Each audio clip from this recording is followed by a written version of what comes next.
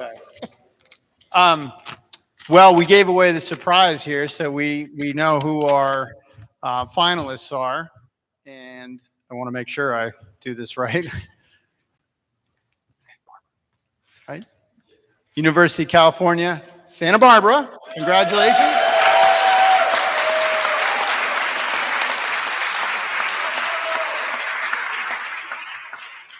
And University of North Carolina. Congratulations.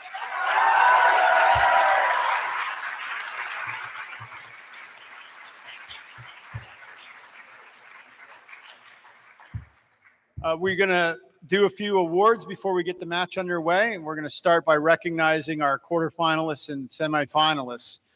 I hope you got a chance to watch the semifinals or the quarterfinals. By all reports, they were incredible matches, and the level of competition throughout the weekend was great. So give all the teams a round of applause, please.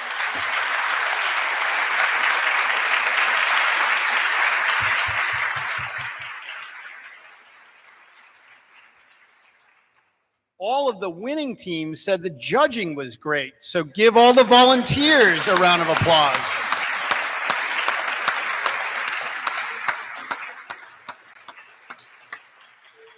Okay, so with that, let's recognize our quarterfinalists. First up, Stanford University. Come on up.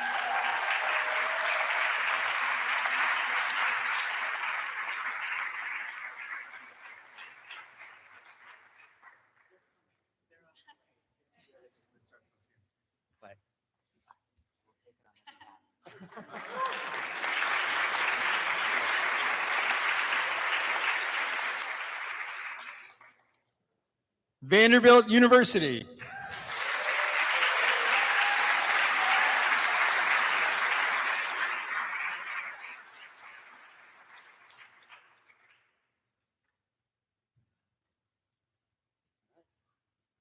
You can go too. Okay. You're part of the team.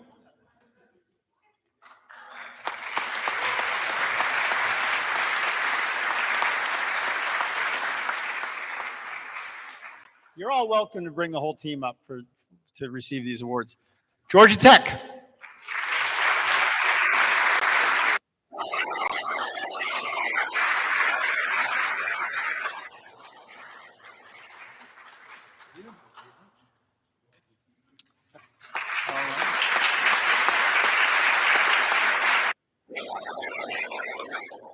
And Utah Valley University.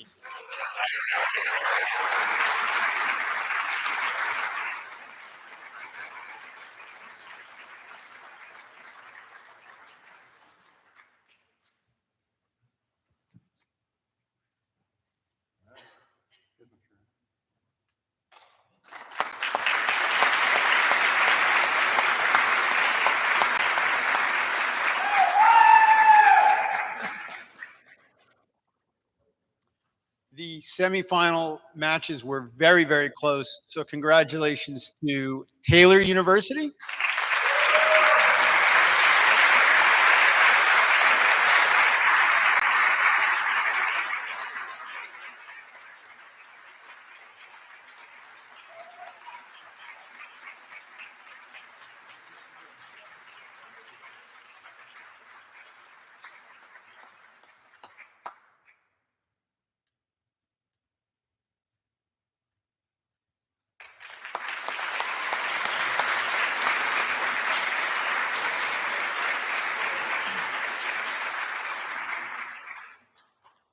And Whitworth University.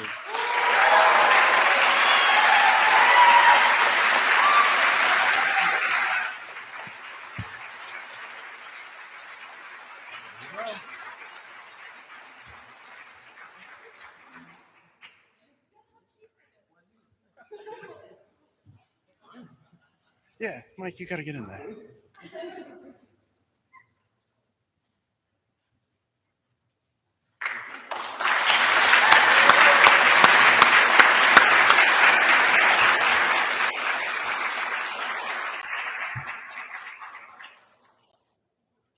Next, we have two special awards, the Bob Laydenson Spirit of the Ethics Bowl Award and the Pat Proskery Memorial Award. We're going to start with the Bob Ladenson Spirit of the Ethics Bowl Award, and I'd like to invite Bob and Joanne.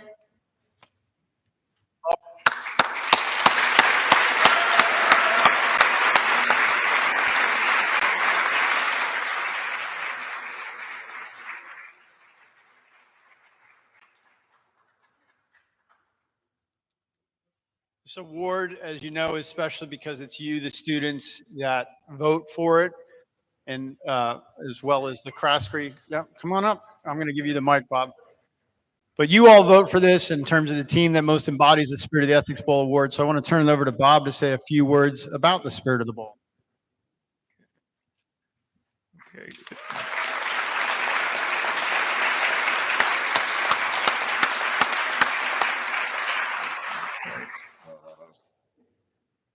Well, I think we're all everyone who's been present at the matches is very well aware of the competitive intensity, the brilliance of the performances, but what really brings it together is an overarching spirit and sense of collegiality that makes it possible to feel that complete, and apart from the pleasures of victory and accomplishment intellectually, there's also a coming together, a sense that we've all taken part in an activity that's very meaningful and worthwhile. And the award is named after my dear colleague Pat Croskery. No, this from is the whom Bob I- Ladenson Award. Oh, that's the other award. That's the other one. Okay, so I'm deeply honored that my name is. I'm so overwhelmed I forgot. So have Michael, you. Nope. He's going to tell you. Oh, you're going to give the award. Yeah. Sure.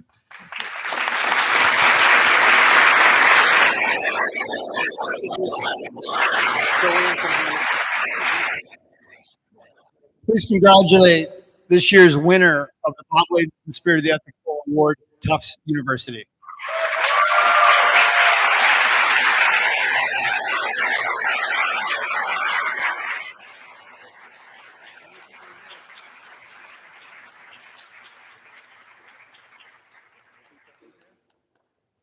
Okay. All right, then. Okay. We'll save it for him. We're going to write that into the rules next year. Yeah.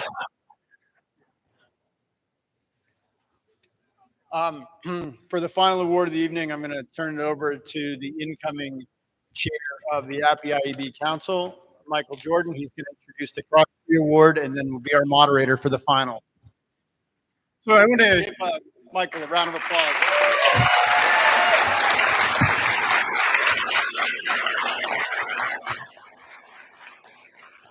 So the Pat Croskery Memorial Award is given to an ethics bowl coach or a sponsor who really exemplifies Pat Croskery's approach to teaching.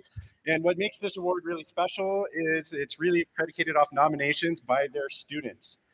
So I want to give you a little bit of background first on who Pat Croskery was. He's a really important person for the Ethics Bowl, and then I'll announce who won. So Pat Croskery was the chair of the Intercollegiate Ethics Bowl and the board of directors from 2009 to 2013. He really worked to shape really what we're doing today, the competition that we see, into its current form, and he was really instrumental in doing a lot of other things like the summer workshop and so on and so forth. Unfortunately, passed away in 2019. So to give you a little bit of background, Pat was loved and admired by all that knew him. He had a way of living that put ethics at the forefront at all times and involved an approach to interactions with others that exemplified respect for persons, no matter what their views. And he combined this commitment with civil discourse. For Pat, almost any problem could be solved and all issues could be resolved by carefully listening to the needs of those involved. So people in the ethics bowl community routinely sought Pat's counsel, and he could be counted on provide accurate and unbiased yet compassionate feedback. So as a teacher, he was dedicated to his students, and he realized the full potential and the value of the ethics bowl experience, which was not just about participating in an exciting competition, but about gaining respect for competing viewpoints, developing lifelong reasoning skills, and learning how to discuss complicated moral issues with those who hold different views in a way that serve to better society. So Pat was a true mentor to many of us. So I want to announce who the winner was this year. And again, this is predicated off of this person's student writing in specifically to nominate him. And so the winner of the 2024 Pat Crossford Memorial Award is Andy Ackerman.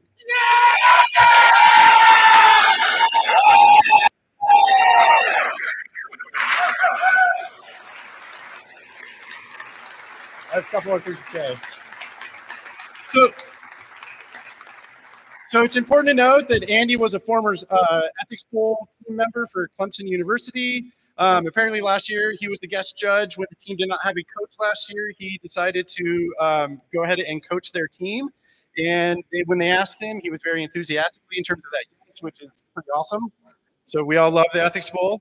The team pointed out many points to honor the spirit of Pat Crossbury brought to the Ethics Bowl community. They said that he was really great at encouraging diverse viewpoints, emphasizing that the bowl was a place for ethical discussions to be expanded rather than debated, and he promoted the value of practical ethics and moral discussion across the curriculum. So let's give a round of applause for the next coach.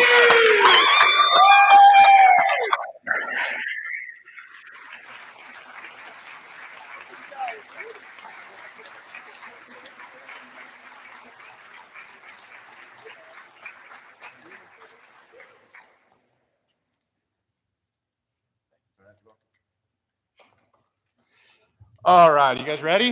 Yeah. Let's do it. All right, so a couple of things before we get started. I just want to remind everybody to try to keep the chatter down as much as possible. This is always fun because all of you have prepped for these cases, and so you are going to be pretty engaged in this, and I think that's really important. But try to text each other or try to keep it down to a minimum so we can make sure that we hear all of the presentations and the comments and everything that's going to be going on today. So that's going to be really important. So with that, just once again, I want to introduce the two teams. So we have UC Santa Barbara. Let's give a round of applause again.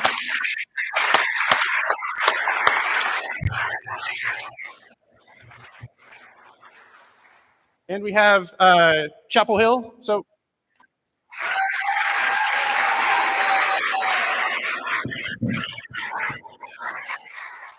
all right, so with that, I think that we're going to go through and have everybody introduce themselves, and then we'll have the judges. So Santa Barbara, would you like to start? And you guys have a microphone there that should be functioning. Just make sure it's on. There you go. Hey everyone, my name is James. I'm from UCSB and I'm a second year studying philosophy. Hello, my name is Isabel, and I'm a third year studying philosophy and English. Hi, my name is Griffin. I'm a first year studying biology and philosophy. Hello, everyone. Amazing to be here. Second year at UCSB studying history, international relations. My name is Henry, by the way. We'll start with that. My name is Chaya, and I'm a second year studying economics with a double minor in philosophy and linguistics. My name is Natalie, and I am a third year studying philosophy and sociology double major. All right, North Carolina. All right, so I'm Abby. I'm an English major studying. I'm an English major with a philosophy minor, and I'm a senior at UNC. Hi, everyone. I'm Marley. I'm a freshman at UNC studying public policy. Hi, everybody. My name is Zach Buckler. I'm a senior at UNC, and I study political science and economics. Hi, everyone. My name's Anne. I'm a junior at UNC studying philosophy and history. Hi, everyone. My name is Nina Fisher. I'm a senior at UNC, and I'm studying psychology and entrepreneurship. All right, judges, would you like to introduce yourselves? Alan, do you want to start? I'm Alan Tomhave. I'm a philosophy professor at Youngstown State, where I'm also the coach of their ethical team. Hello, everyone. I'm Deborah Maurer. I'm the director of the Center for Practical Ethics at the University of Mississippi, and I'm also on the board of directors for APPE. Hi, everyone. I'm John Garcia. I'm a professor of philosophy at Harper College, and I'm about to be done as the IEB chair.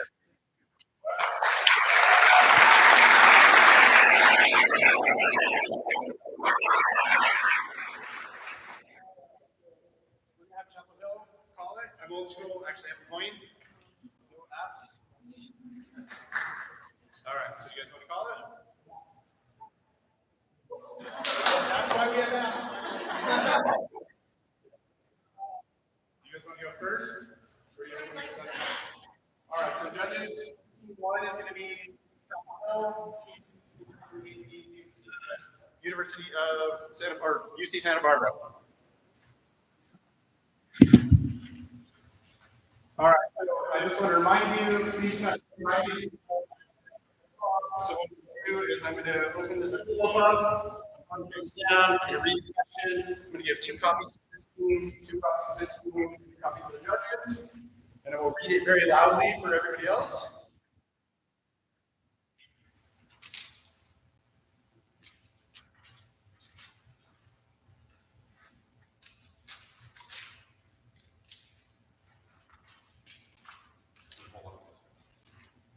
All right, so it is case number 2, the last invention. So the question is, everybody's going to start writing yet? What sorts of limits, if any, should be put on AI? Whose responsibility is it to impose those limits?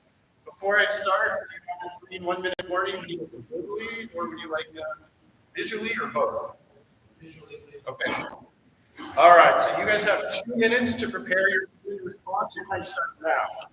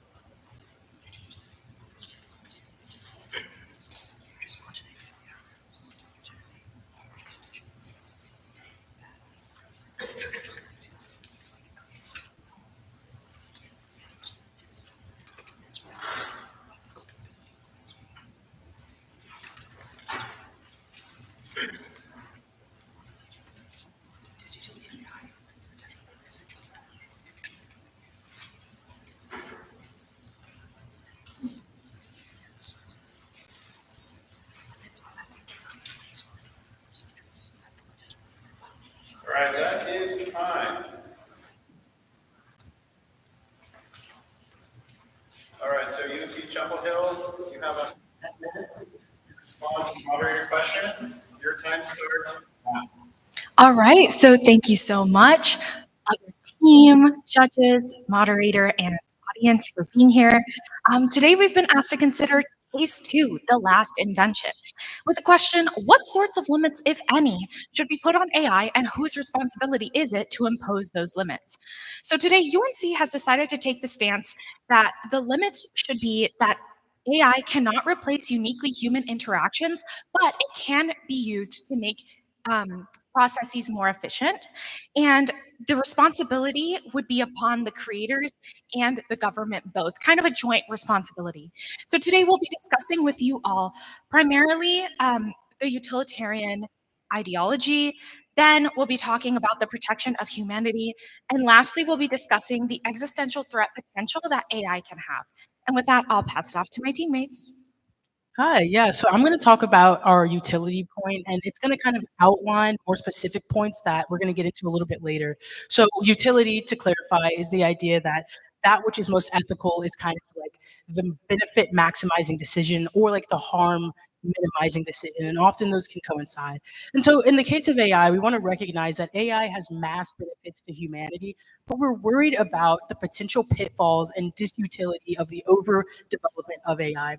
And so we sort of see this as like a parabola, a negative parabola. So you go all the way up, you're maximizing its benefits, and we think there's a point at which its benefits start to get reduced to a point of just the cost outweighing those benefits. So the point where we think that those benefits are reduced to a point where it's disutility is when AI starts to replace already human procedures, particularly when it's replacing human professionals.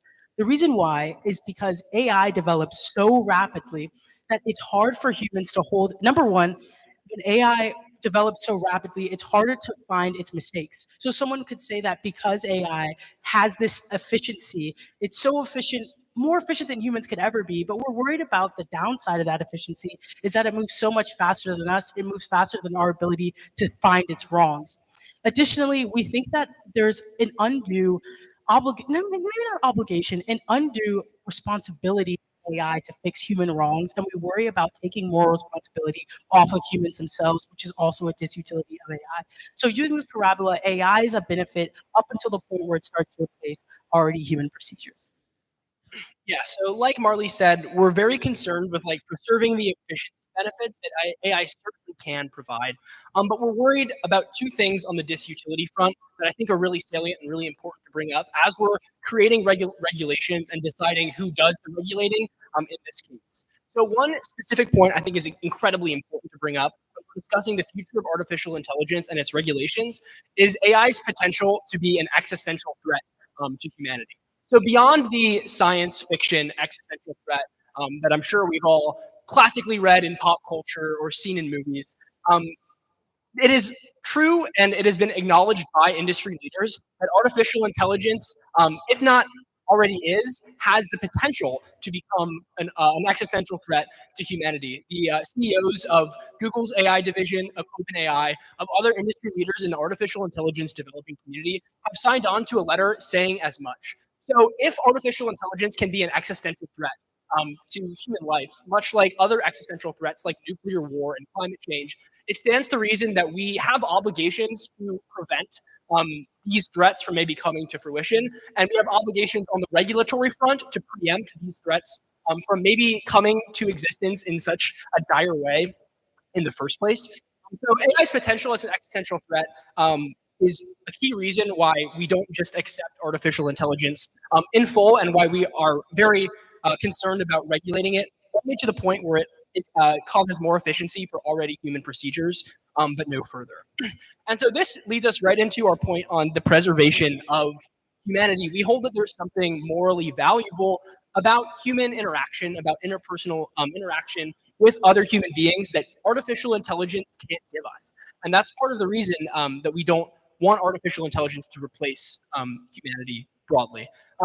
That specifically that we're worried about is spontaneity. So while AI can appear to be spontaneous, that like beautiful serendipity of the human experience is something that we don't believe AI can ever replicate. There's something special about the human-to-human interaction that we're doing right now, about the serendipity of this encounter.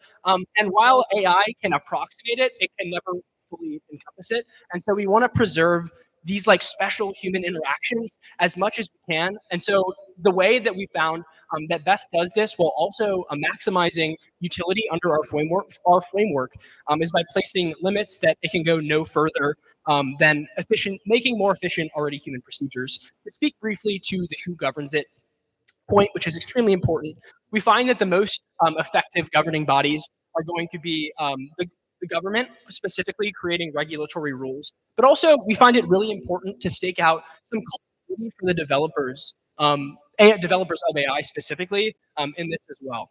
So we would want to hold accountable developers of artificial intelligence that like cause wrong. So we're like holding the specific developers of the artificial intelligence as the ones that would have to like rectify the wrong were it to be caused. Yeah, so I'm now going to raise and respond to some potential alternative perspectives to our position and explain why we think the argument that we've just outlined still holds. So first, we didn't talk much about harm reduction in our argument, and people may think that there are scenarios where AI can reduce harm to moral agents better than humans can. And one example of this that our team has thought pretty extensively about is oncology, where AI systems are much more effective at diagnosing rare forms of cancer than highly experienced doctors. And so perhaps in this case, the AI should replace the doctors. Our response to this is that this is a fringe case that does indeed challenge our position. We think that in order to reduce the harm and to diagnose cancer as early as possible, AI should be heavily implemented into oncology practices and used by doctors to enhance their work. But even when a oncologist is using AI to enhance their work, we don't think that that warrants replacing the doctor themselves. Human oncologists are still exceedingly valuable in the treatment of the diagnoses and in a way that we don't think the AI can fully replace. Second, one might think that replacing human procedures isn't inherently bad, and this is the march of progress that will lead to more jobs. For example, automation took away a lot of jobs, and that wasn't someone might think that wasn't necessarily an inherently bad thing. We would want to push back on this, though, by saying that there's an elitist bend to that argument. We think that it was inherently really bad for all of the workers who were replaced. Perhaps as more jobs have come since automation has become like part of our society, it doesn't take away the fact that like in the immediate moment, that was really tragic for the people who lost their jobs. And so I think this comes down to weighing short-term harm and long-term harm. We don't want one at the cost of the other. And so we do think that there is inherently wrong about replacing procedures, at least immediately and rapidly, which is kind of what we're seeing with AI right now. Finally, one might wonder what we really mean when we're talking about human procedures. For example, one might think that Google replaces other human questions, but that's not really a bad thing because it's a lot like Google just has more information than Tech does, for example. So I might ask people a question that I know back with our response to this is that when it comes to AI, it's different. It replaces the job itself. It no longer exists when the AI replaces it. Whereas when I'm asking Google a question, it doesn't replace the fact that I can still corroborate it with Zach, talk about it with Zach. That option still exists. But in the case of AI replacing human procedures, there's no alternative. And with that, I'll pass it to Nina to conclude. So today we were asked the question, what limits, if any, in the development of AI, whose responsibility would this be to enforce these limits?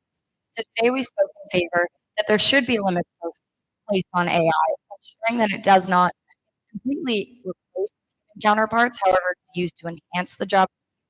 And the responsibility would both be on the developers as well as the government in partnership together. So today we spoke in favor of maximizing the utility and using AI to, again, enhance these human functions, these mechanisms that our brains necessarily can't compete with.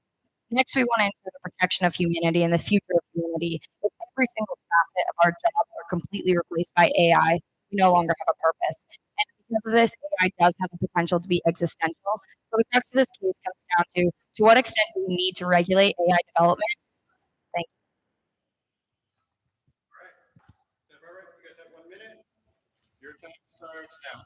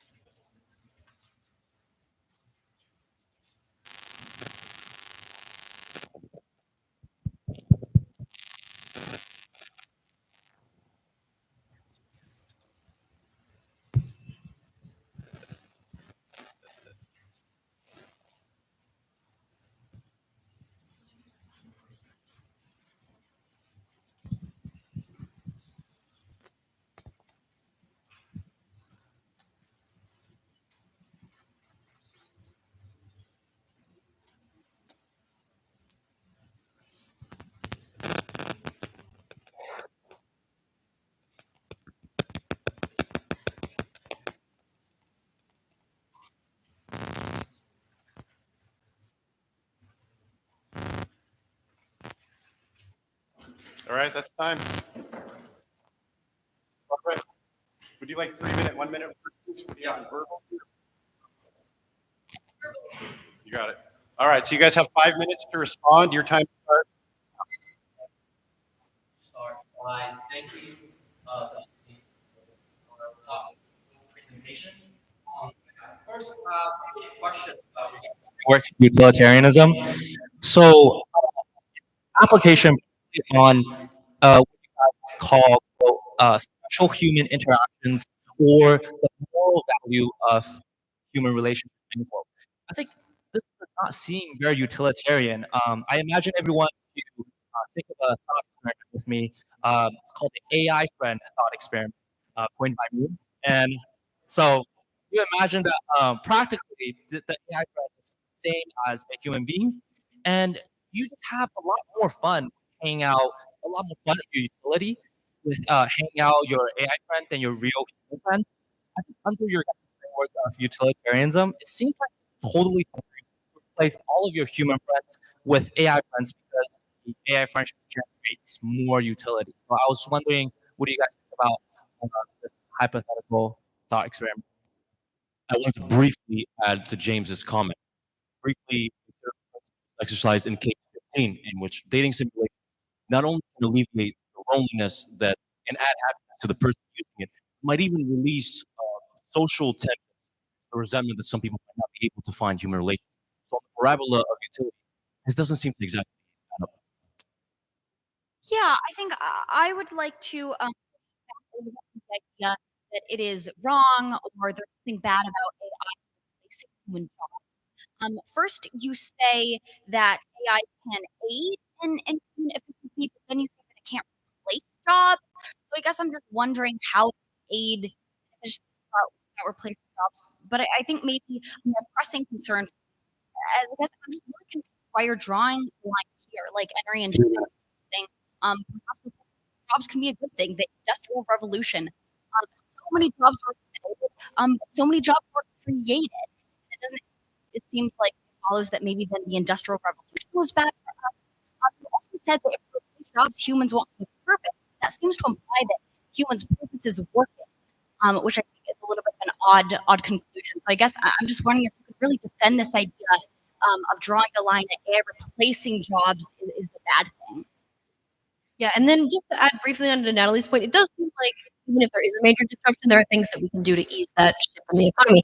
And now I'm really concerned about your comments about undue responsibility on AI to fix human wrongs and how this takes more responsibility away from humans. So my question for you is, how does this remove the moral responsibility of humans? It seems like, for example, if you deploy a robot powered by artificial intelligence that you know or have reason to think, or you know it has at least the capacity to stab me in the eye with a pencil, then you're still responsible. You're just as responsible as if you had actually stabbed me in the eye with a pencil after you set this robot into the world, although maybe not quite as malicious. And so there's also multiple cases of lawyers using AI to create case law or to write motions, and the AI creates fake case law. But it seems very odd to say that the AI is responsible for lying, and there's no responsibility of the lawyers. Okay, so I would like to address something that I guess your case seems to just stand on, but you didn't really elaborate of why. So you guys said that AIs kind of have their own, like you can hold them responsible, but under everything that we did to research this case on our own, we found that it's almost the exact opposite, in that humans kind of define what happens and all harm can be originally traced back. You can disagree with this, but I kind of want to know why. So with that brings up the biggest issue of the existential threat of AI that you guys even conceded is possible. So 1 minute. So you justified why stopping is good, but the empirics of how, you just said we need to regulate it. The government needs to regulate it. But how does this exactly work when you yourself say AI as analogous to World War II or to nuclear bombs, for example, right? So a nuclear bomb is a weapon. In the case of the Cold War, the U.S. was unable to just say, "Oh, nuclear bombs, that's unethical. We can't use that. We can't develop it," because they realized that they needed it as a safeguard. So if the U.S. regulates AI and says, "Okay, we can't have AI go past a certain extent because of all these concerns, because of the threat of singularity, etc., then what's stopping Russia? What's stopping all these other actors who have done bad things in the past, or some new bad actor, from taking advantage of the U.S. not having a defense mechanism? Because your case, what it's telling me, is that we need to stop an existential threat by just cutting off the usage of AI, but the usage of AI is precisely what would defend against the existential threat of AI. Thank you. All right, that's time. All right, Chapel Hill, you have 1 minute. Your time starts now.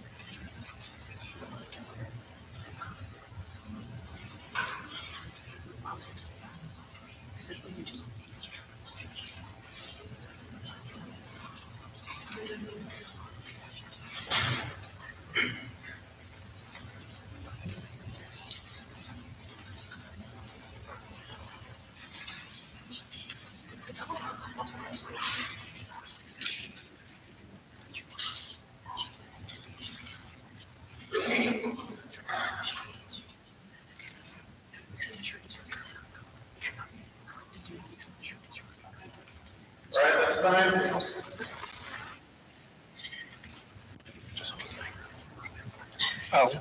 Oh, my bad.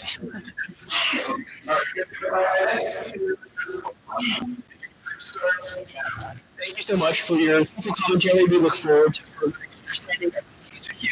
So you began with this thought experiment. The AI relationship could be more utilitarian. So the response is twofold. Firstly, our utilitarian calculus does not solely rely on the social value. It takes into account both the physical value of artificial intelligence in terms of optimizing and making more efficient supply chains and things like that, but also the social value, which we then discussed in our preservation of humanity case. So our team holds that there is human interaction that necessarily means utility is greater than the utility that you can bring from a human to artificial intelligence relationship, because there is that spectrum of human to human interaction. AI can only approximate but not replace. So life experience, those big things. AI doesn't have life experience. AI is an application of code. So we just believe that our utilitarian calculus continues to hold.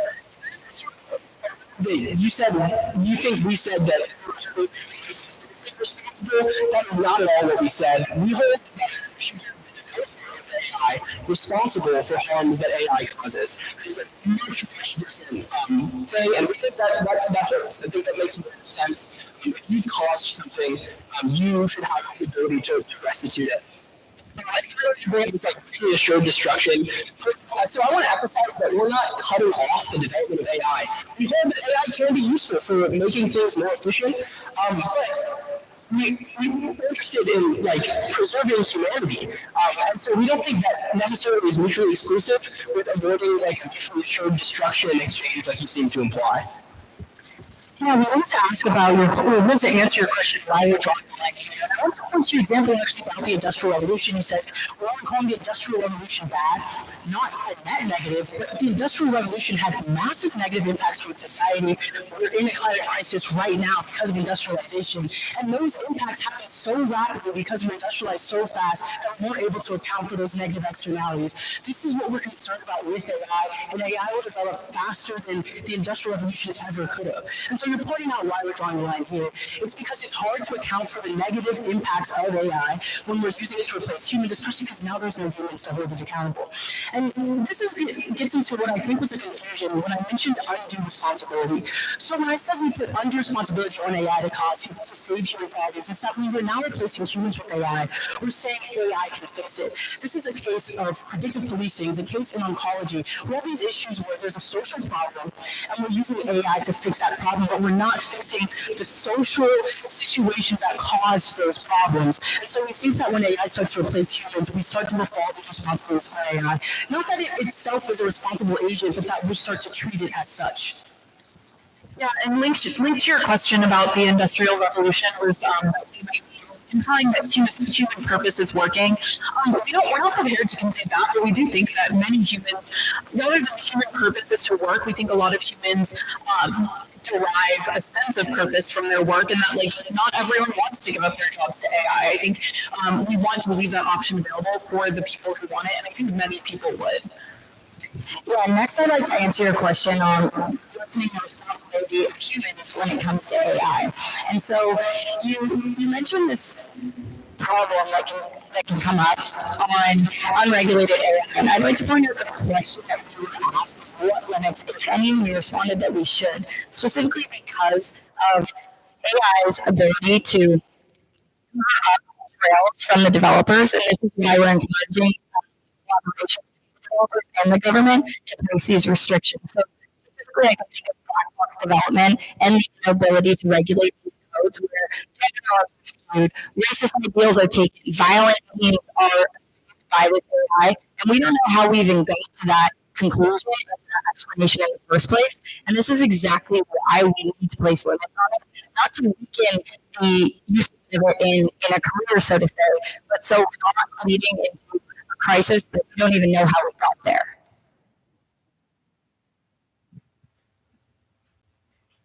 All right, so just to quickly wrap us up, we've talked about social value, physical and social value in our utilitarian calculus. We've talked about AI developers being culpable for AI issues. We've talked about regulating AI development, but not cutting it off completely, and the negative effects of the Industrial Revolution because of regulations and fast development. Thank you.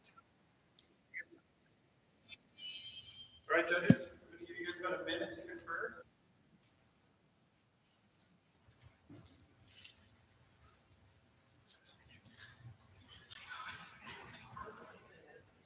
Yeah.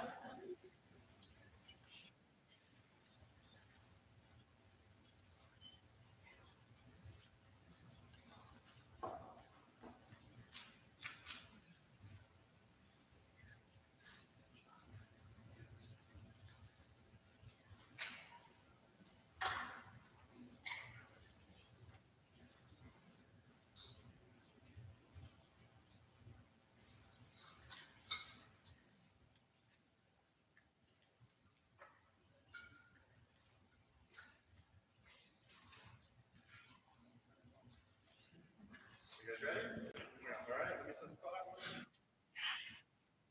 right, judges, just to remind you, you each get one question. If there's time remaining, open it back up. So your 10 minutes Q&A starts now. So thanks a lot for your presentations. Very interesting. You put a lot of weight on this idea that human the real value actually comes, and so you don't want to be replacing those human interactions with human to AI interaction. There was this other case, right? This competition where you're talking about story type actions. I'm thinking about introverts, right? People who might say, no, to use this utility and making me go and interact with people in this driving. I'd rather just interact with my AI that does. And so that actually adds to utility. We actually let them interact that way. It seems like your position would entail that should develop AI to that particular level and allow people to escape human-to-human interactions that.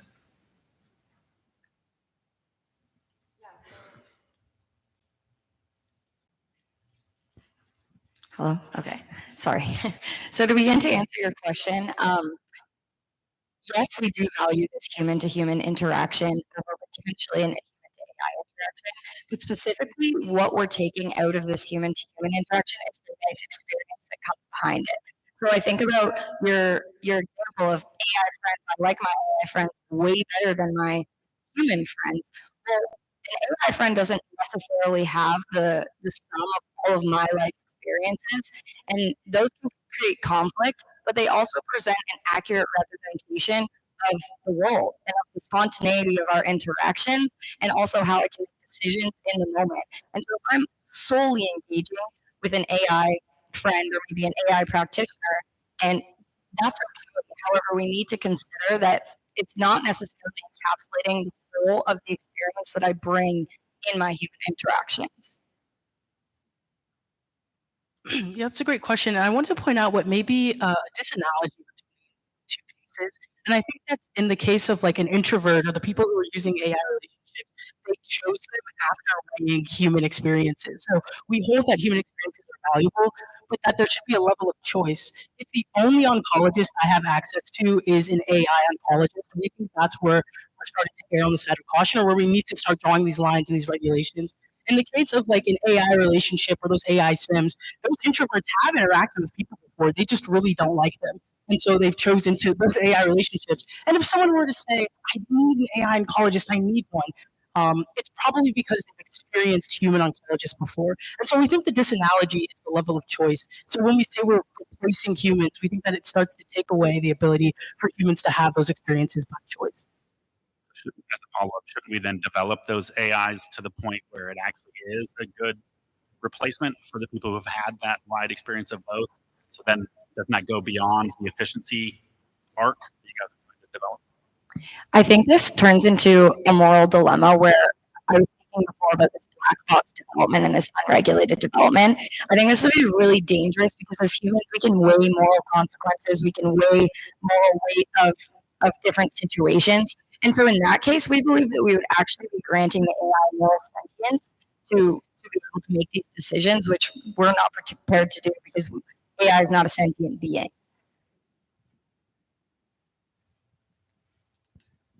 All right, wonderful. Well, this has been a really fantastic and really interesting conversation focusing on human AI interactions almost at the level of agents, really. But I want to push you to think in a broader metaphysical framework because, of course, we can always talk about systems. We can always talk about humans as a whole, as an ontological group, something kind of like species, or we can think of an intelligence group. So think of very large metaphysical group. And so you've done a nice job of talking about limits as they pertain to individuals. But if you could explain a little bit more what the limits should be put in place for systems and for groups. And in particular, because there's some big facets of this case that I need to hear more about. So what can we say about some of these particular risks from policing or violation of privacy or protection of something beyond just an individual to individual agent type interaction? Please.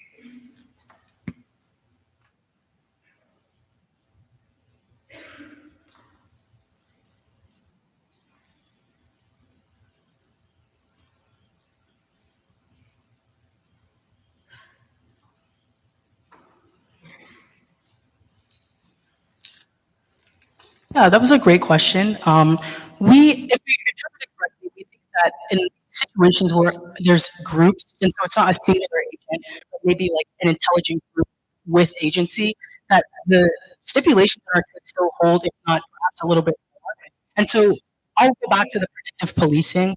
The harms that we found on a group because of predictive policing were massive, and particularly on groups, African Americans or any sort of person of color that already had biases against them in the police force.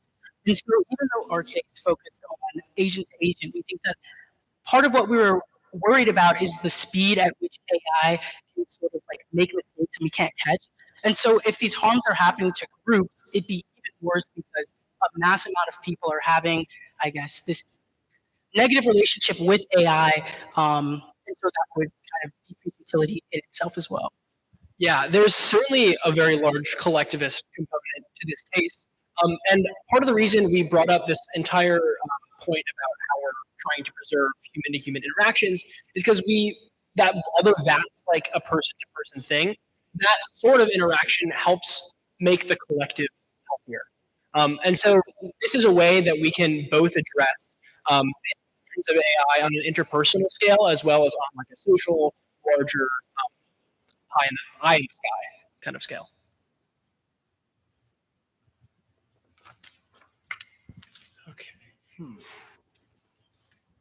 I think I know what I want to ask. I'm a little curious about the implications for what sorts of jobs we're very invested in saving and which we're okay with replacing. Feels like when you put a high value on efficiency, but you want to preserve uniquely human relationships, follow-up question coming. Oh, well, we need to keep the poets and we need to keep the artists and the teachers, but we can get rid of the factory workers and the this and that. Are there sort of social justice implications for who becomes replaceable? It's already on, I think. Yeah, that's a great question and something we've thought about greatly, especially like the Industrial Revolution came up in the commentary from UC Santa Barbara. And I think we saw that in the Industrial Revolution, the jobs that were largely threatened were more blue collar jobs, whereas now, when this is such a concern about preserving jobs, like preventing job replacement, it's largely more white collar jobs, and it does feel like there's a social justice concerns there that this has become more of a societal conversation is that there are white collar jobs at risk. But we think that part of this is that we saw how much the Industrial Revolution overturned our economy and way of being that we don't want to repeat that again. And it's less of a concern about like the kind of jobs and more about the systems and the way the replacement's going. We don't want a repeat of the like rapid change of the Industrial Revolution. And I think going with that is that we think AI is a threat to blue collar jobs as well. It's not just white collar, and that like the interactions between poets and teachers are valuable, but so are those of people who work in a factory together, something like that. Yeah, extremely importantly, we hold, while it may seem as though they can be different, they're still extremely important interpersonal human interactions that occur in every job. I worked at Kohl's, and I had a good relationship with my coworkers, and that is something that was good for me. So hopefully I have time for follow-up. Okay. I'm just worried about the line. Right? So on one hand, you said AI can't replace real human interaction, but that's the thing you regulate. And on the other hand, predictive policing seems efficient. So I'm a little worried. Can you just talk about the concern that someone on the other side might say that your line just doesn't work? Yeah, so predictive policing isn't efficient because it's racist. So we think that that wasn't like a one-liner. That truly is the case, that this efficiency is checked when it starts to cause such a massive harm to a group of people that whatever benefit it has to those police groups are completely outweighed by those harms. And so the line is drawn when any sort of efficiency it has starts to harm other moral agents. And we think that that's why we hold this case, is because we think the harms AI could potentially have are outweighing the benefits once we hit that problem.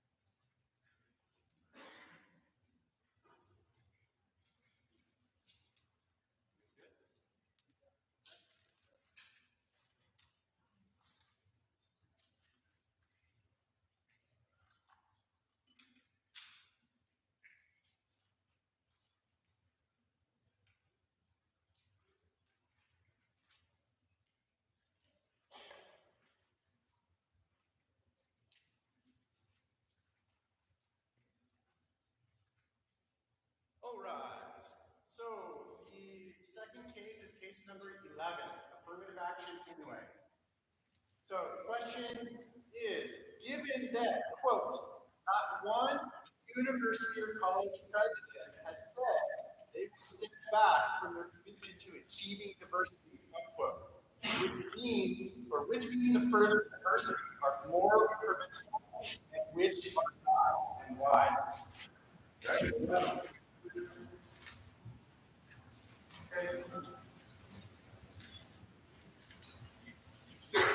All right, you have 2 minutes, and your times are up.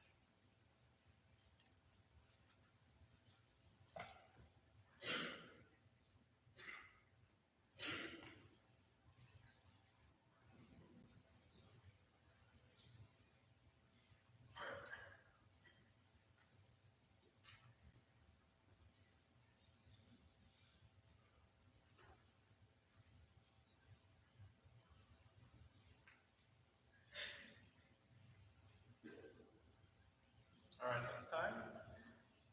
So I just want to remind you to get my front a little bit farther away and cut down on echo. I know it's hard.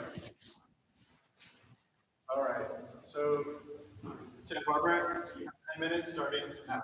Thank you. I first want to thank everyone for being here, the judges, the team, and all of you guys for showing up. It feels very good to be here. The question asked was, given that not one university or college president has said they will step back from their commitment to achieving diversity, which means of furthering diversity are morally permissible and which are not, and why? Diversity is a positive thing to pursue, and it is therefore permissible for colleges to pursue experiential diversity in application process. Additionally, merit as a concept is much more contentious than it seems, meaning there's always going to be some arbitrariness in admissions processes, and it's therefore okay to allow some other factors to enter this process. Now I'm going to pass it off to Griffin to give the central moral dimensions of the case. Thank you very much, Shaya. So the first central moral dimension of this case is the moral imperative of maintaining a diverse and inclusive student body as central to achieving academic excellence and preparing students for a complex world, as highlighted by the president of Brown University and other academic professionals. Number 2 is the ethical obligation to allow educational opportunities for low-income families and students, and to reconsider legacy preferences that historically benefit wealthier and predominantly white applicants. I'll now pass off to my colleague to present argument 1. Thank you, Griffin. For argument 1, we contend that it is morally permissible for college admissions to pursue student bodies that are experientially diverse. This is because experiential diversity enriches the educational environment by exposing students to diverse cultural backgrounds and viewpoints. We contend that there is photographic diversity and there is experiential diversity. Photographic diversity is the superficial representation often highlighted in statistics or media portrayals such as, quote, 50% of our workers are racial minorities, end quote. This form of diversity is oftentimes visually apparent and is used by corporations and universities to project an image of progressiveness. Experiential diversity, on the other hand, is diversity experiences that have shaped an individual's identity and worldview. For example, driving an old and cheap car can be considered experiential diversity if it instills in a student a sense of work ethic, the strong sense of responsibility, or like the value of hard-earned possessions. We would like to point out that these two forms of diversity can oftentimes be pitted up against one another. So consider the implementation of racial quotas in college admissions. In attempting to reach racial quotas, universities are prioritizing photographic diversity. I would like to invite everyone to a kind of a thought experiment again. So imagine that there is a underrepresentation of Chinese culture on a particular campus, and the university is trying to solve this issue. And they're currently reviewing 2 college applicants. Student A, who is racially Chinese, grew up in a culturally white suburb in the state of Michigan. And in their college application essays, they wrote about playing polo. Now, consider student B, who is racially Irish, however, grew up in the Guangdong province of China, and in their application essays wrote about preparing dim sum dishes during Chinese New Year. Now, if the racial quota is in place, then student A will have an additional advantage over student B. Then it is very obvious that experiential diversity is sacrificed for photographic diversity. We would like to contend that in practice, the pursuit of experiential diversity will lead to photographic diversity, but the reverse is not true. Photographic diversity inherently favors privileged racial minorities at the expense of low-income minorities. Now, we would like to point out that there's substantial psychological literature to suggest that experiential diversity betters education. So a lot of journals write about how experiential diversity makes students feel a greater sense of comfort and also makes students think more creatively and critically because they're exposed to different cultural backgrounds and viewpoints. So because of the substantial empirical advantage of experiential diversity, we contend that it becomes ethically justifiable for colleges to pursue experiential diversity. However, not through racial quotas, but through a holistic admission, which my colleague Natalie will now talk about. Thank you, James. So now that James has established that it is permissible for colleges to pursue experiential diversity, I will talk about the concept of merit. So to begin, we would like to push back on the concept of merit and argue that it is a lot more contentious than it initially appears. This is because there are many factors totally unrelated to our normal conception of merit that in the status quo can negatively affect someone's chances of getting into college, such as race, gender, or class. People of color are disproportionately represented in lower income groups, which has been linked to worse learning outcomes. There is strong empirical evidence that suggests that certain people in certain marginalized groups face challenges that people that are not in those groups don't, and therefore it is harder for them to achieve the traditional markers of merit, such as SAT, GPA, extracurriculars. Moreover, there is significant luck in grading. And if, for example, an A in a math class at one high school could be equivalent to a B in a math class at a different high school, or even at the same high school, but just with a different teacher, because there is no set standard grading criteria across the United States. Furthermore, there are many cognitive qualities that colleges might value, such as creativity, memorization ability, the ability to problem solve. And it can be really difficult to figure out which one of these qualities or skills we should privilege over the other because it conveys more merit. Lastly, most colleges receive far more qualified applicants than they can accept. There are not enough admissions officers to thoroughly review every single application. Not every admission officer agrees with the others on what makes the best candidate, and even individual admissions officers might not be able to clearly pick out the best candidate among hundreds of others. As such, we find it totally unreasonable to expect colleges to make their admissions decisions solely on the concept of merit. The traditional markers of merit might still be useful for a first pass of applicants, but we think that is more than permissible for colleges to use other factors factors to decide who to admit. Colleges have many more goals than just admitting the most quote unquote intelligent students. They want students to take part in their extracurriculars. They want students to be on their sports teams. They want students who reflect the values and missions of the school and can add to the experience on campus.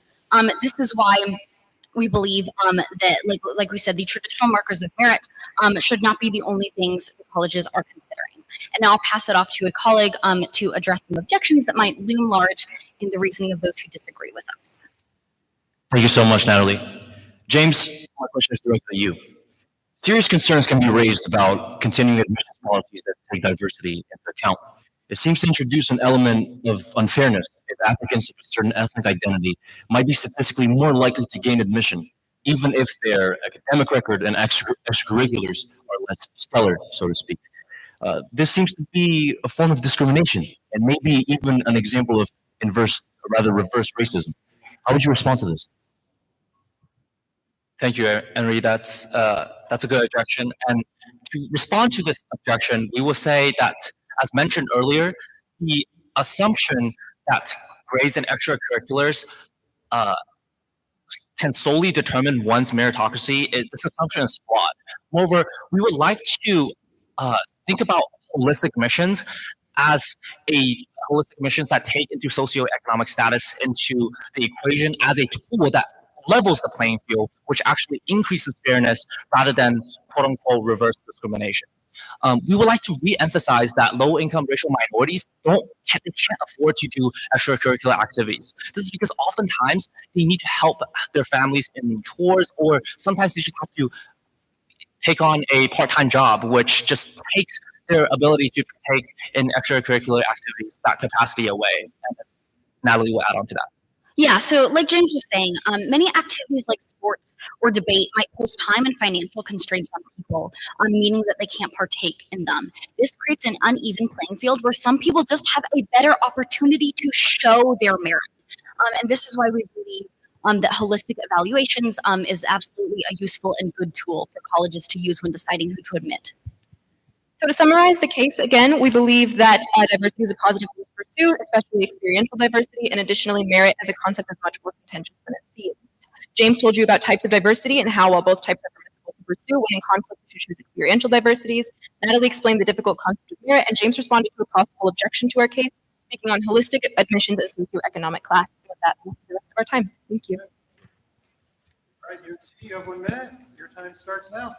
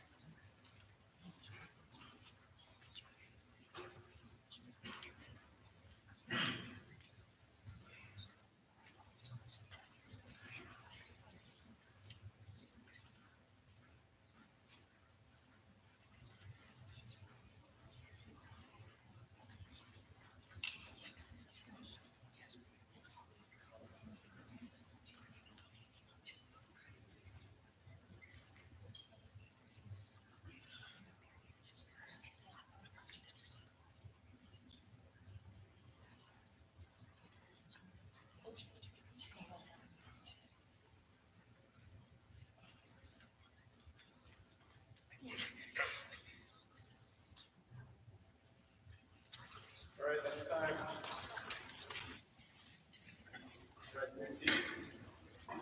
You have 5 minutes to respond now. Thank you, Santa Barbara, for your thoughtful presentation. We're excited to engage this conversation further. So I want to begin by bringing this back to the case in question more specifically, I guess. We feel that you never grounded the moral value of diversity. We don't know if there's a moral obligation for schools to pursue diversity, and if so, what that's grounded in and why it's a moral obligation.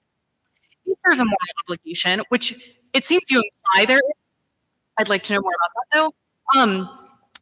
Does that mean that because the U.S. Supreme Court overruled affirmative action, can schools supersede the Supreme Court ruling to fulfill their moral obligation?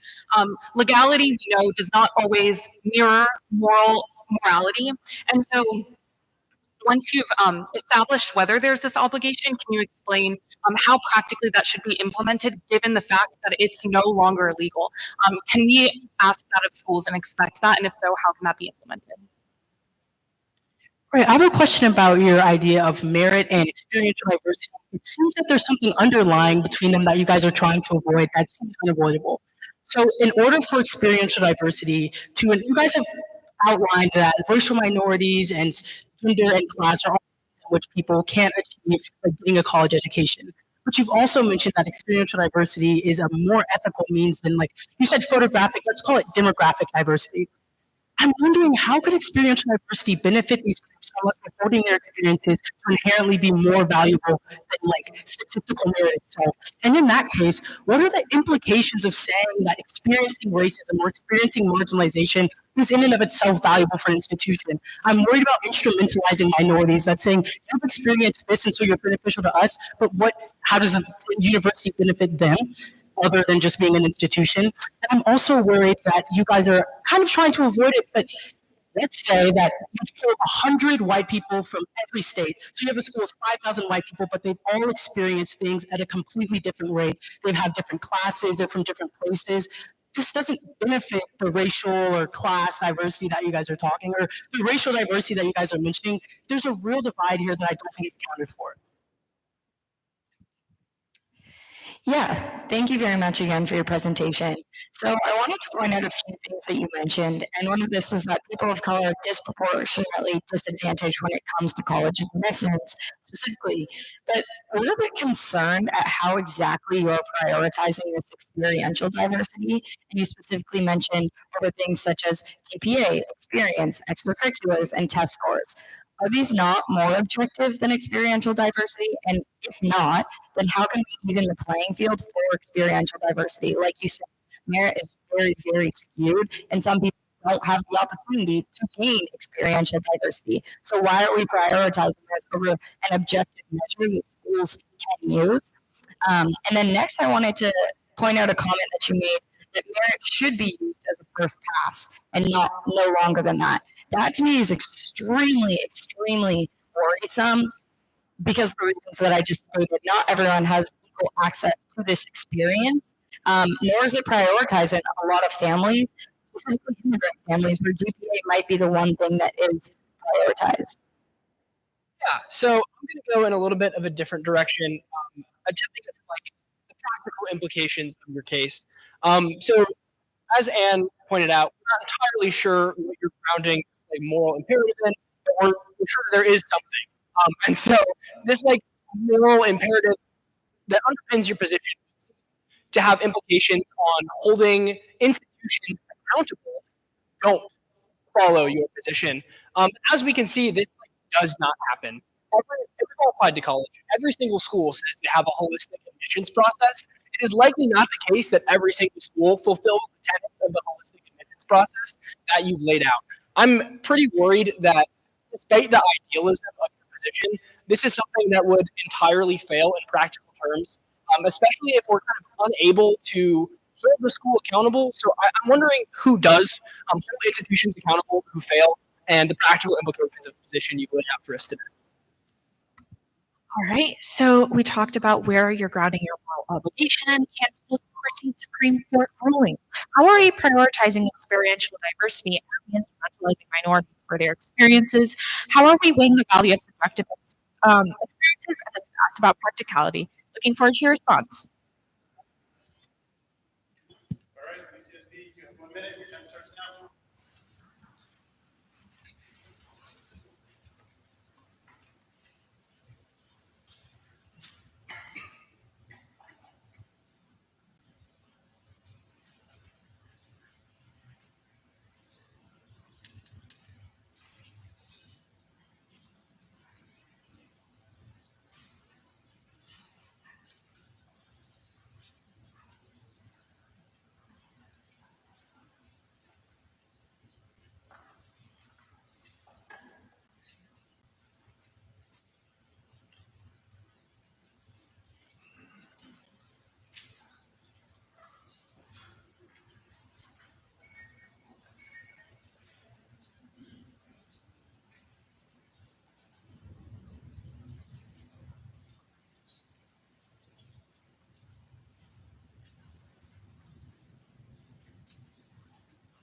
All right, that's time.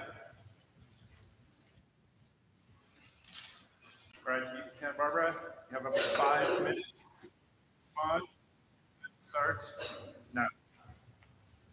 Thank you. Oh, sorry. Again, sorry.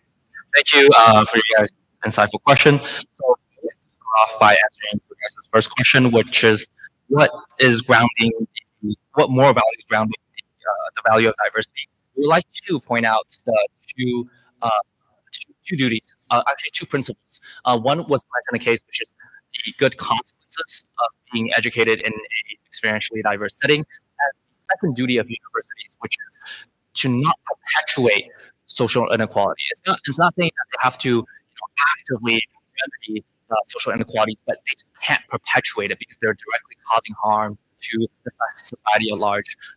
So we would say that those are the two duties that ground the moral value of diversity. Now I'll pass it on to my colleague Chad.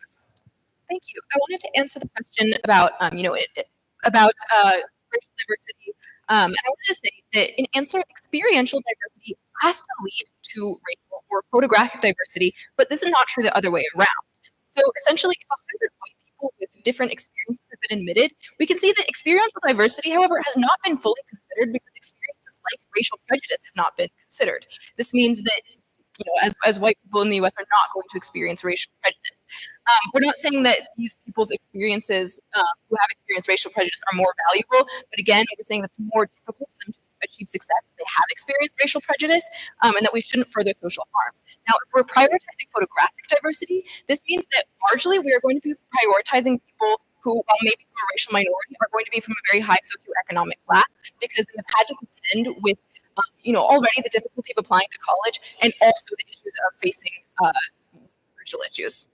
Yeah, I just want to add on to that. Obviously there are many experiences that people can have, but we specifically, when we're talking about experiential diversity, we are looking for experiences that have a few things. So one that are integral to the self, that can kind of add to this feeling of getting to know different perspectives, but also I think racism is absolutely an issue that we're still dealing with today, and so inviting people into a college community that have experienced that can be part of the solution, versus let's say we take kind of like a random unique experience, like if you rode a unicycle to school every day in high school, sure, that's an experience that most people don't have, but it's not really contributing to this educational atmosphere of different perspectives and solving problems. Yeah. I would now like to address you guys this scenario of 100 white people from different states that have experiential diversity. We would like to say, again, going back to your guys' first question on what grounds the moral value of diversity, we would first like to say, especially experiential diversity, we would say the consequences, the good consequences, and also not perpetuating social inequality. So in this case, that violated the two principles that we have laid out. So that example doesn't really apply. And I just really want to quickly address your guys' concern about merit should be used as first pass, and what about immigrant families that focus solely on GPA. I'm an immigrant myself. I was born in China and I'm here. And I think that the problem with that question is that it assumes that immigrants who focuses on academic or extracurricular activities does not have diverse experience, which is not exclusive. Like you can do really, really good in the classroom and you can win debate competitions and go into sports teams while still having experienced racism or these other experiential diversity that is beneficial. And with that, I'll pass it on to my colleague now. Thank you. So I do just want to address your practicality issues. Sorry to go out of order. Thank you. I guess we would say that we don't think that the government should be enforcing diversity. Obviously, if there's discrimination going on, that is absolutely within the government's jurisdiction to stop. But we don't think that the government should be implementing racial quotas that colleges have to meet. Colleges know their own college campus best and who's going to fit their mission and values. So we just want to say we don't think that the government should be setting exact standards that colleges have to follow. All right. To quickly summarize, James grounded our stance on the consequences of exponential diversity. The duty of universities not to perpetuate social inequities. Then spoke about the importance of experiential geographic diversity, as we emphasized on that. James then spoke about how diversity can fit well with merit, not only implications of our stance. Thank you guys very much.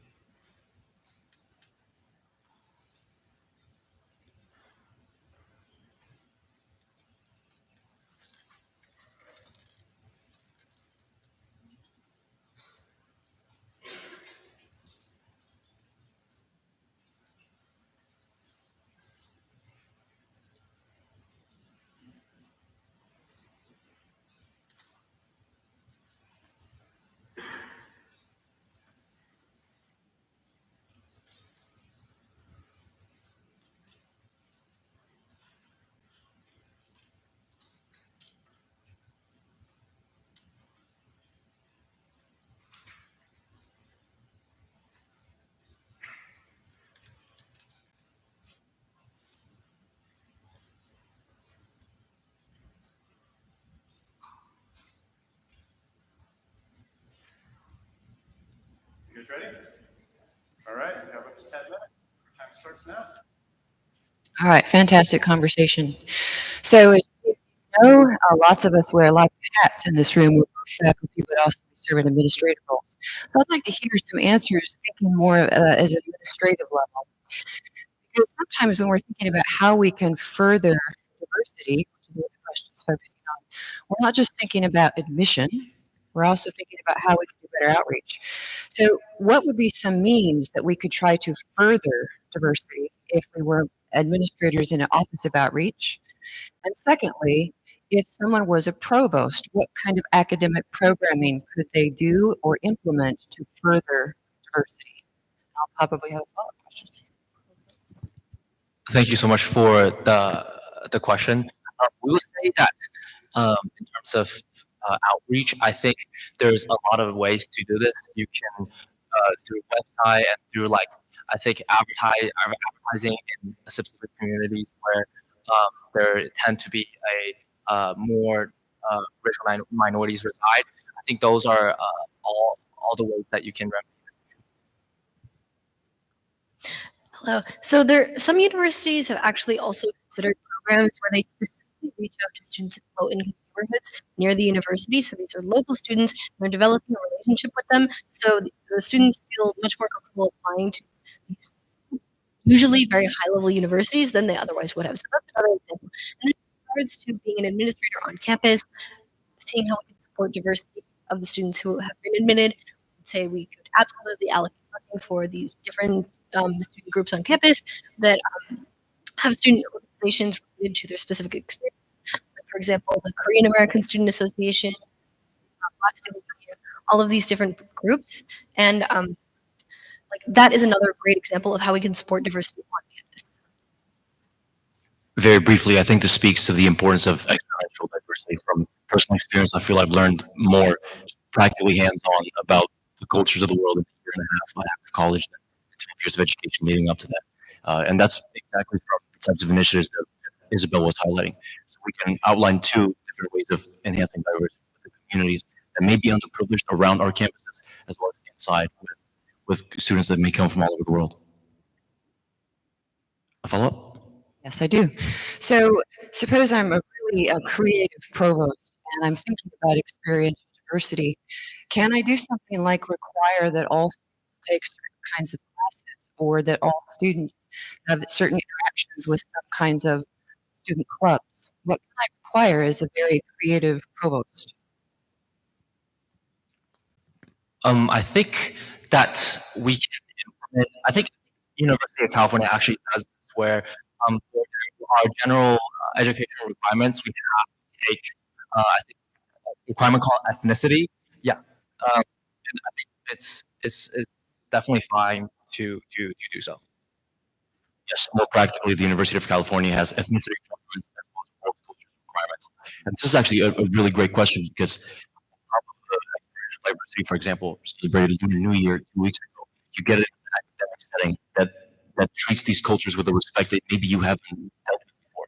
for example, dealing with Middle Eastern history in a class and give it a lot more nuance and a lot more depth than the portrayals that you might see on CNN.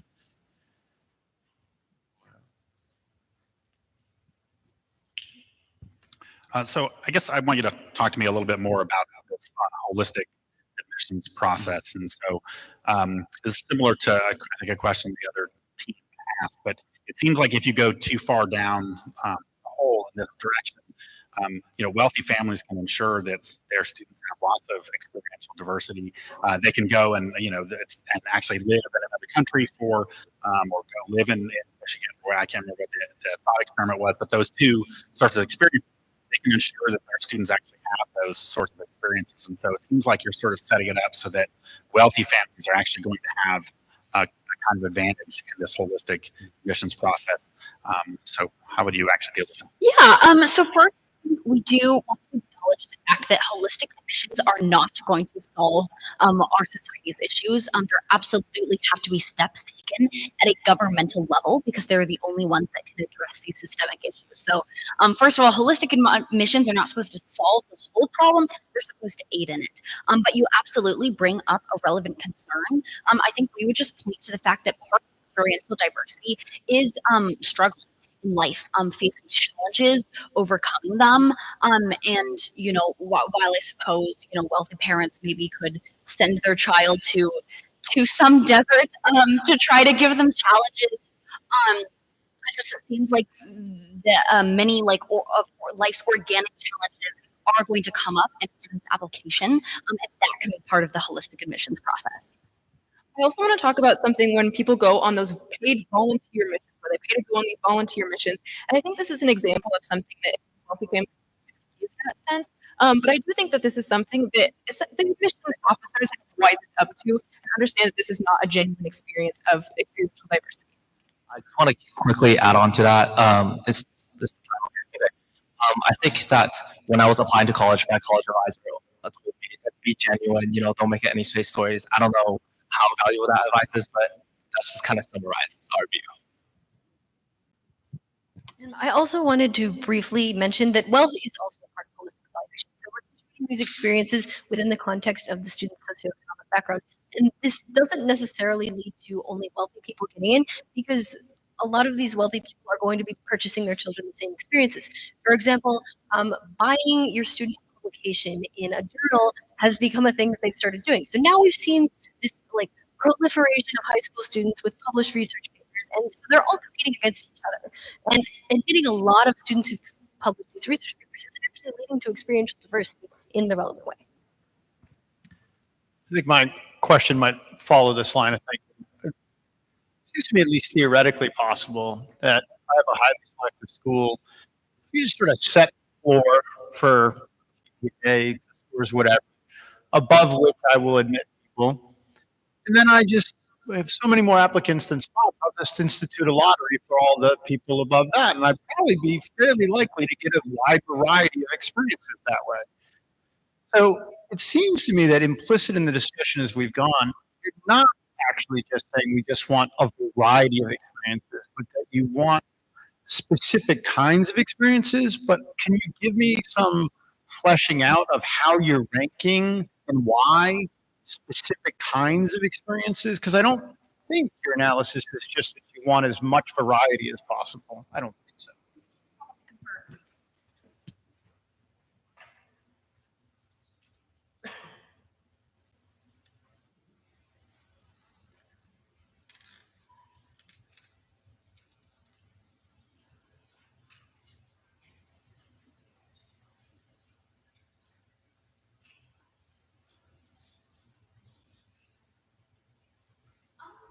Yeah, thank you for the question. So like we were explaining earlier in our response to Chapel Hill's commentary, like you said, we're not just looking for any experience that happens to be a unique experience.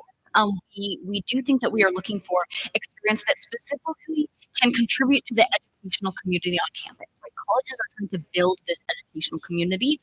They have values, they have goals, they have missions. And part of their mission is to educate their students. So we're specifically looking for experiences that can contribute to people seeing different perspectives, people of different opinions on politics and social issues, people, sorry, people who can show others, what they're like. Really just looking for people that specifically can contribute to the educational goals of the institution.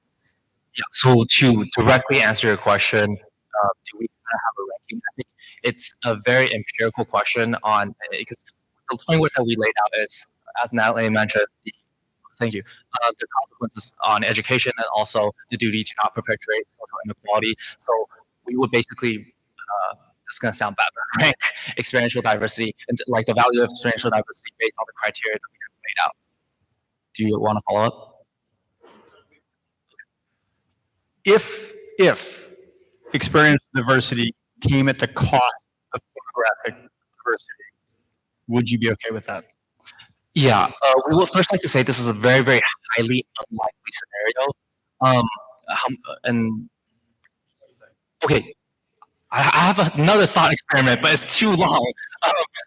Okay, just really quick. So imagine where this is a very highly unlikely scenario in a possible world where there's like you have 100 white person and they're very culturally diverse, or like the exact demographic breakdown, but they're all culturally white. We would say that we would still prefer the culturally diverse one. But As long as we're not perpetuating social injustices. yes. Round of applause.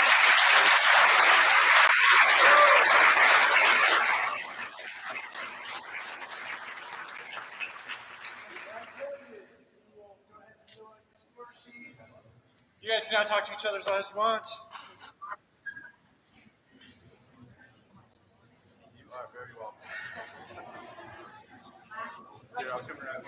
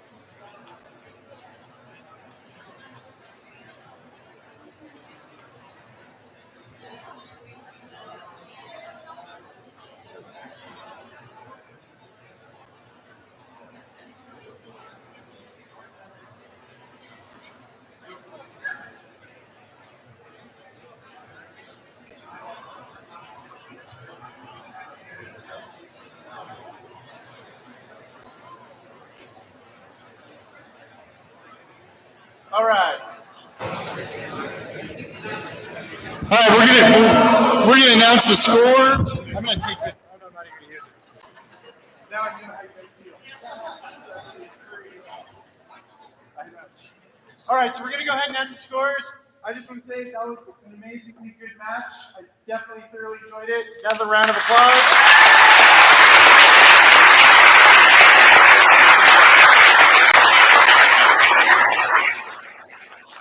It's been a long couple days. It's been wonderful, but here we are.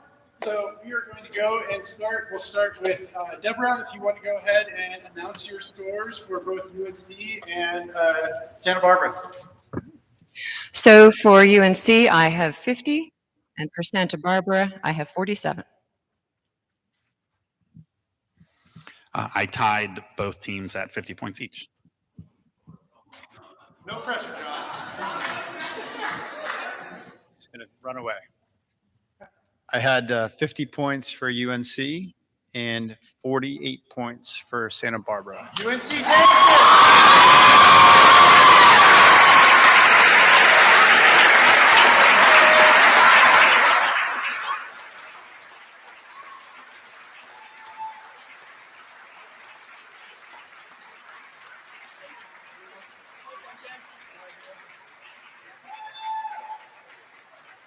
Hey, just a quick reminder, there's going to be a reception up in the pavilion. There's going to be treats and snacks. We'd love to see everybody up there to mingle.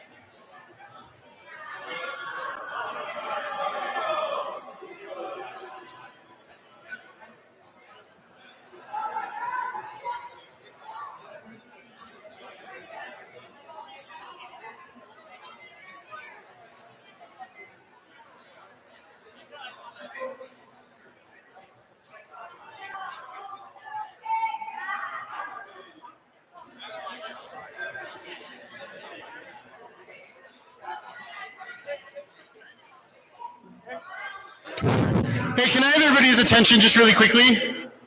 So I just want to say a few words. For the last 5 years, the Ethics Bowl has been under the guidance of John Garcia. He's done an amazing job. Give him a round of applause.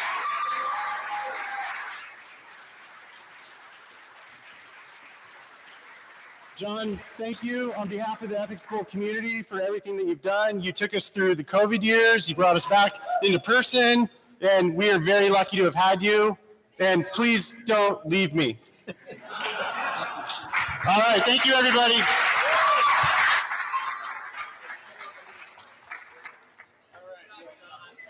Great job, John. Yeah. John, now I have to call Michael for everything in the minute. Yeah.